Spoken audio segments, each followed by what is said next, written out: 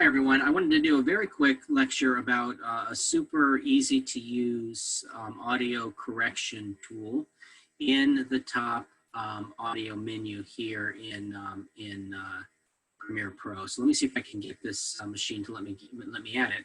So I'm in the editing window now. I've just cut up a lecture that I'm going to be posting in a few moments, but I wanted to do something before I got that far. And that's that I want to go to the audio preset menu and notice that when I click on the essential audio panel, it's going to bring up all of these essential sounds over here, all these different things that I can do. So I'm going to start at the beginning of this lecture, and I'm going to do some audio adjustments as I go. So the first thing I want to do is I want to highlight. It doesn't matter that I've highlighted both the audio and the video because I'm just working on the audio in this menu. I want to go to dialogue, and I'm going to, if I can get it to work, I'm going to enhance it for male speech.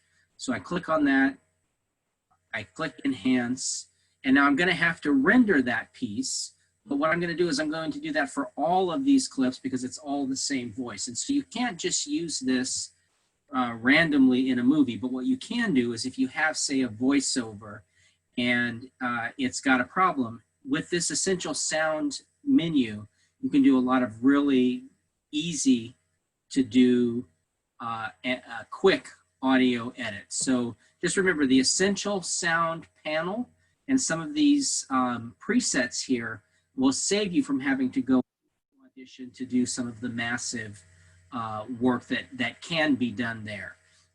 So you can, for example, adjust reverb or echo. If you are in a very big room and there's a lot of echo, meaning sound is being recorded directionally by the microphone, but it's also being recorded randomly as that sound bounces off the walls and the roof and comes into the microphone at weird angles, you get an echo that we don't necessarily want unless you're in a dramatic film and you're trying to show a huge space and you want to add that reverb. For the most part, we try to do the opposite. We try to control reverb, limit it, and that's something that can be done really well in Audition, but they've also added this cool tool here in Premiere to adjust this stuff. A lot of other things you can do here, but those are my favorite easy fixes. Now, if I had to do a massive fix, which I do often, I will right-click on this audio clip and I will open it in Adobe Audition. And that dynamic linking is what makes Premiere so great. And then I can go to all of those tools, make fixes. I don't have to render anything. I can clean up the noise. I can adjust reverb. A lot of stuff. I can erase small sounds that I don't want to hear, things like an iPhone beeping in the background.